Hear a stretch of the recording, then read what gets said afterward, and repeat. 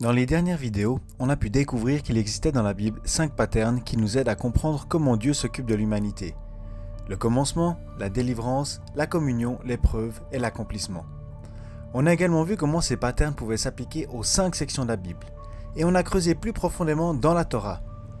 Dans la Genèse, on a vu comment Dieu a commencé à s'occuper de l'homme. Dans l'Exode, comment il l'a délivré de l'esclavage. Dans le Lévitique, comment il a désiré avoir communion avec lui. En Nombre, comment il l'a éprouvé dans le désert, et finalement Deutéronome, comment Dieu nous donne un résumé moral et un aperçu du pays dans lequel le peuple allait entrer. Aujourd'hui, on aimerait jeter un œil aux livres historiques. On peut également les séparer en 5 parties, et en y regardant de plus près, tu vas comprendre pourquoi. Josué est un livre présentant un nouveau début. Les anciens incrédules sont morts dans le désert, et Josué conduit une jeune équipe restaurée prête à conquérir le pays.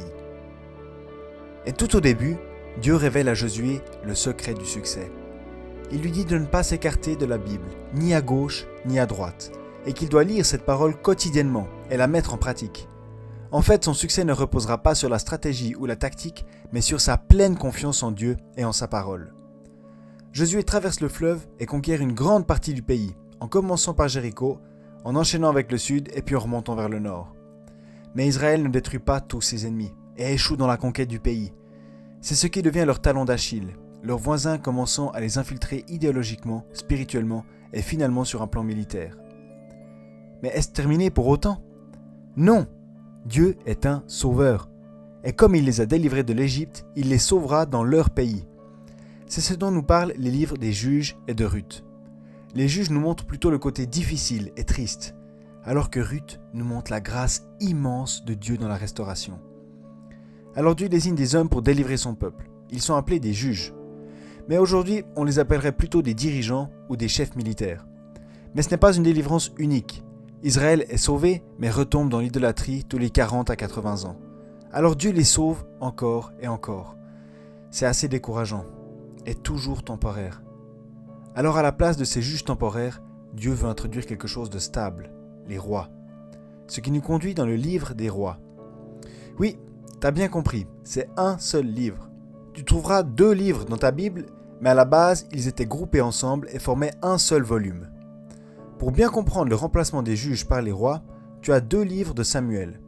Alors en fait, Samuel est le dernier juge, et c'est lui qui va oindre le premier roi. Voilà qui est à comprendre. Une chose intéressante est que malgré le fait que la royauté soit un concept divin, elle a été demandée par le peuple pour de mauvais motifs. Ils voulaient être comme les peuples autour d'eux, et c'est ce qu'ils ont eu. Un roi selon leur cœur, grand, beau, humble en apparence, mais il devint rapidement une malédiction pour le peuple. Alors Dieu leur donna David, un homme selon son cœur, et plus tard Salomon. Ils permirent au royaume d'atteindre une grandeur et une stabilité incomparables. C'était le plan de Dieu pour amener la paix dans son peuple et les nations qui l'entouraient. Malgré ça, comme tu dois le savoir maintenant, l'homme rejette les idées de Dieu. Alors Dieu les envoya en captivité, loin de leur royaume, et seules quelques personnes ont tenu ferme et sont restées fidèles à Dieu.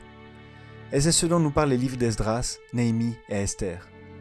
Esdras nous parle de quelqu'un qui cherche à reconstruire l'autel, pendant que Néhémie reconstruit la muraille de Jérusalem. Dans le livre d'Esther, Dieu n'est même pas mentionné, mais on peut voir qu'il protège puissamment son peuple même durant la captivité. Et on trouve une revue complète de ces hauts et bas dans le livre des Chroniques. Si ça semble être une répétition, Dieu nous donne en fait un résumé moral de ce qui s'est passé. Comment un homme simple comme David a été rendu grand, et comment un homme incroyable et sage comme Salomon a pu devenir petit et tout ruiner. Alors peut-être que tu regardes tout ça, et puis tu te demandes, mais pourquoi tout ça est arrivé ? Pourquoi les hommes sont comme ça ? Eh bien, si une machine est cassée, tu dois l'ouvrir pour voir à l'intérieur. Et c'est exactement ce qu'on va voir dans les livres poétiques. Hey ciao, merci d'avoir regardé notre vidéo, j'espère qu'elle t'a plu. Si tu veux en voir d'autres, tu peux presser sur le bouton qui va bientôt apparaître ici en haut. Exactement. Et en fait notre but ici chez Crosspaint c'est de donner une passion ou bien une hardiesse chez les gens pour Jésus-Christ.